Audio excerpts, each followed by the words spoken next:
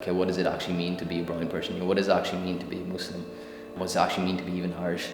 From going through a lot of self-hate to actually going to the other side and being like, actually that's conditioning, and actually like you said, here am I beyond all that as this individual. I don't have to be any of these labels. I don't have to conform to my father's truths. I don't have to conform to society's truths. I can just be who I am.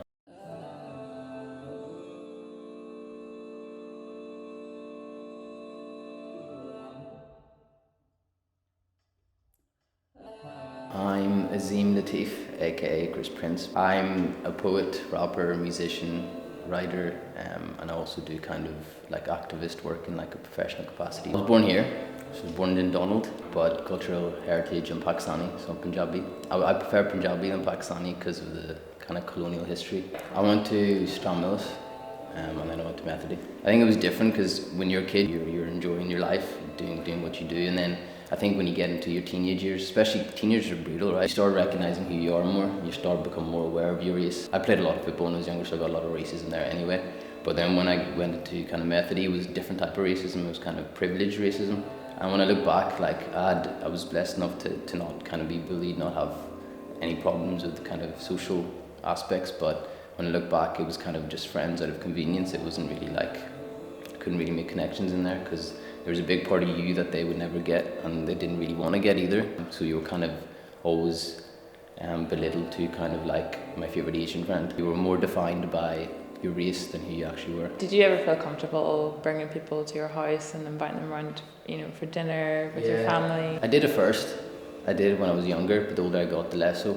Because the more it becomes about, especially in this country and like the UK and the West in general, it's like a drinking culture kicks in about 15, 16. So that's all people really want to do. And I couldn't really bring people around to mine for that. But they'd be able, to be fair, they would come around for like football matches. I would bring like friends around for that and that kind of thing. But I was never fully comfortable having friends around, to be honest. It was just, it was a bit strange. Would you say like within your household, you're very much connected to your roots? Like, yeah, I speak Punjabi at home. I'm more connected to that side at home, but it's strange because like you're always both, right? Because society raises you as much as your family does.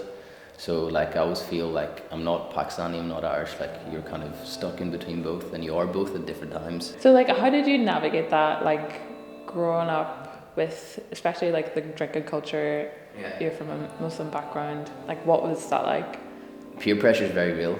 And I think a lot of people just do it because their friends do it. I think a lot of that time in general is a lot of people finding themselves, right? And I think for us it's no different. Like we're trying to find ourselves and navigate that kind of environment, finding what you sit comfortable with and what actually like you believe in. Kind of being in that environment was kind of like the deep end, like throwing you in there because you've gone from this very traditional conservative background where it's like you must do this or you're going to go to hell, and then you're flung into this kind of very sinful life, yes. And it does mess with your mind. It does give you kind of like your own trauma that you have to deal with afterwards, because again you're still kind of just going with the flow and just trying to fit into your environment, especially at that age.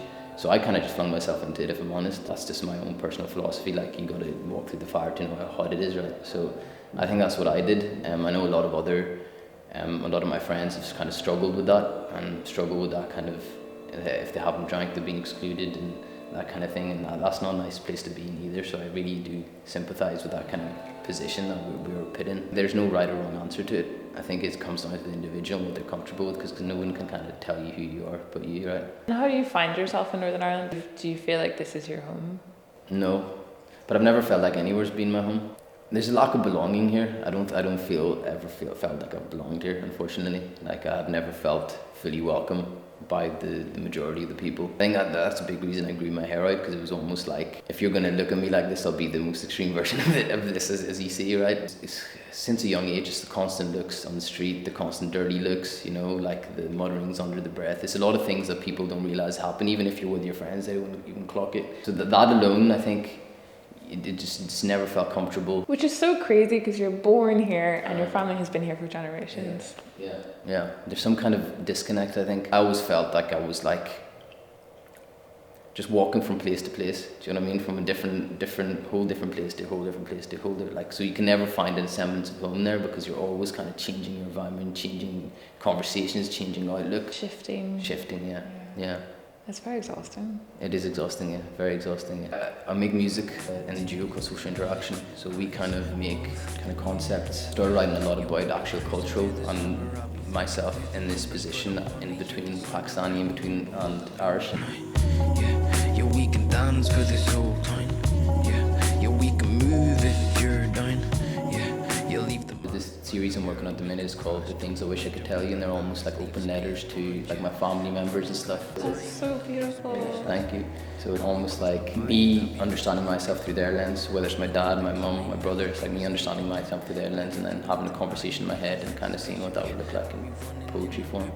And do you feel like with the work that you create, you're able to kind of create your own belonging? I actually had this conversation with my sister last night, and I said that's the blessing of being an artist, because like I don't know how people who aren't do it. My writing has helped me so much in understanding myself and unpicking all these things. The art and the writing 100%, it has helped me a lot understand who I am and understand my place in all of this. Because there's so much to unpack.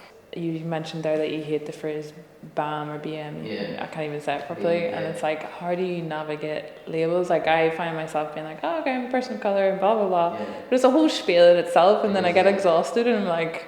That's where it becomes difficult, right? Because that's when you have to separate where you are, as in like the environment and your own beliefs. Because spiritually, I wouldn't even want to name. Like spiritually, I kind of want to strip all of that away, because I'm kind of see who I am beyond being Pakistani Irish. So that's what I'm trying to do. I'm trying to strip back all the labels. But when I come into the real world, yeah, then you have to kind of actually give yourself these labels. And I really don't know. I think it changes, if I'm honest, depending on who I'm talking to. Yeah, like I classify as Pakistani Irish and I classify as Muslim, but I think that's more so because I kind of have to, because that kind of labels are given. Beyond that, I don't really kind of try and label myself at all. I try and kind of stay away from that. Yeah, me too. I struggle with it a lot. Yeah, you do. I struggle with calling myself black, because of the connotations and the weight of what that looks like. Yeah. And I think actually I've maybe let that shift my experience, because I don't express myself fully, because I'm like, oh, someone's gonna look at me, or they're gonna think I'm too black, or this and that. People place that on me, and then I place it on myself, and then I'm just sitting there still being like, okay, I'm not doing anything. And it's such, like, this last year has been such a huge awakening of like just like taking up space and sitting up taller and being like, oh god, just like let it all go. Like I don't need to identify, and who am I as an individual? So that's why again I'm asking all these questions to other people, so I can, like, I'm so inspired by you, and not feeling like you don't feel like you conform, but you work very hard at that, and that's a whole thing in itself. That's so true. Yeah, like I think deconditioning in itself is like a lifetime thing, because as you're going along, more and more people are going to put conditions on you anyway. You're going to put conditions on yourself. So I think that is, for me, ultimately the end goal of all of this. And I think actually being a person of colour has helped that. It's kind of it made you think about those things, because you can't escape it. Like whoever you are, like you can put it in the back of your mind, but it's going to be there, right? So you have to deal with it, and you have to be like, okay, what does it actually mean to be a brown person? What does it actually mean to be Muslim? What does it actually mean to be even Irish? Do you know what I mean? From going through a lot of self-hate to actually going to the other side and being like, actually that's conditioning, and actually like you said, here am I beyond all that as this individual. I don't have to be any of these labels. I don't have to conform to my father's truths. I don't have to conform to society's truths. I can just be who I am. And I think that when you realize that, it's its own euphoria and freedom.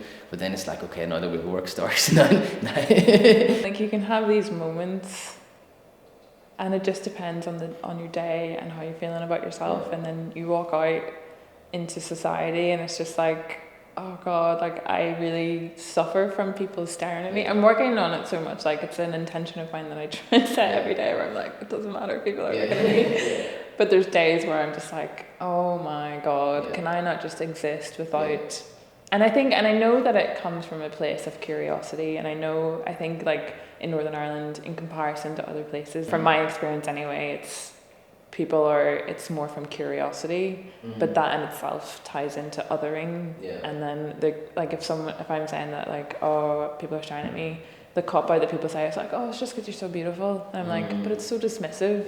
Why do you yes, I may be beautiful, but I know that it's because of my skin color that people are staring. Do you know what I mean? And it's like it's so subconscious in people's mind that they just like look automatically, you know. And I almost have a complex about it that I'm trying to unlearn. But yeah, it's like trying to navigate Yeah. that, and then also being able to speak about it. Yeah, it's you almost get an inferiority complex, right? That's what it becomes, and then it's so dangerous to not turn that into superiority complex, because the when you say I don't give a fuck and you go to the other side of things, then you're boosting your ego up, and you're actually becoming something you don't want to become. And it's not you. And it's not you, exactly. It's reactionary. It's reactionary, yeah. So it's really hard to find that middle ground. 100%. I think it's so true. Like, it's also dependent on your mood, because, like I said, like we go through cyclical moods as humans, as it is, and some days you're just not feeling yourself, and you'll step out and there'll be all these people staring at you, and like. When I was younger, I used to like just mouth back, just like what are you staring at? But the older I've got, the more I'm kind of like just ignore it. Like, you don't. There's a story Buddha tells where he's like, he was sitting on his garden and he was meditating, and there was this guy coming to him, and he was really, really angry, and he felt this energy coming from him, and he kept coming to him and kept walk right straight up to his face, and Buddha just stopped him, and he was like, "You're coming with a gift to me right now, and I don't want to accept it." And I think when I heard that, that's what I feel when I'm walking the streets now. Like, you're coming with a gift to me, like you're looking at me in this way that makes me feel not human, but it's a gift I'm not going to accept. I think, again, framing spirituality into and taking these old stories and old proverbs and applying them to our world, I think that's, again, coming from a Muslim background, that's helped me a lot. At the end of it all, I think you do have to keep your soul and your spirit intact. You have to just really know yourself and know where your soul stands. But again, that changes all the time. Like, what assumptions do you feel people make about you based on how you look? So different from each side. So when it's my Pakistani family and all those, like when I was growing my hair, unfortunately a lot of elders in our community are homophobic and they're racist. So it'd be like, you look like a Jamaican, or they'd be like, you look gay. And I'd be like, that is ridiculous. Do you know what I mean? From my family side, it was dealing with that. So it was dealing with those connotations, and they were trying to obviously get me to cut my hair, and it made me even more defined. And the other side is kind of like terrorist, Paki, all the derogatory terms you can think of. I think a lot of people see me as that as well in society, unfortunately. I've been told to change my name because it will get me further in corporations. And then obviously the other things of people touching your hair and all that kind of stuff. You get that too? Yeah, you get that. Which is ridiculous, right? Because my hair's not even... But yeah, I do get that too, yeah. But then again, like, I think that's the negative side. When I'm in artist circles, I think I feel a lot more comfortable, because they think they celebrate individuality more, and they kind of get it more. And also with my family that have grown up here, the younger generation, like, I think they've taken a lot of inspiration from me too, that they can be themselves. And I think that was a big reason I did it too. Forget how your family boxes you or your society boxes you, like, just do you. But I think it's just important to hear. Yeah. And I think it's important for people of colour to hear these kind of stories of, like, yes, there's dual identity and there's a lot of displacement and there's a lack of sense of belonging, but the overriding theme is, like, you have to just center yourself and figure out what works for you, and take away all the things that don't fit with you. I think people in the diaspora are also very trapped by their parents and by their families. And I think it's also an understanding that culture changes. Like, regardless, culture is going to change, and you can be part of that change, or you can't, or you can kind of accept what your family want to do, and that's fine too. Like, there's no right or wrong, like, you can do that as well. But if you are one of those people that wants to be yourself and actually go beyond these labels of Pakistani and Irish, then you can. I think if we don't do it, nobody does. If we don't bring those conversations up to our parents, and we don't actually push their minds and their boundaries, then we won't change and our kids won't change. I think it's an added burden on us at times, but it's also its own freedom, right? My last question is, what advice would you give to your younger self? Just be yourself. I think it's the most corny and, like, most generic thing to say, but I think that's the truth. It's literally just to be yourself. When we talk about younger selves, I think I'm still kind of going through those changes to even know what to say to my younger self sometimes. To peel back who you think you are and find who you are. I think that's what I would say.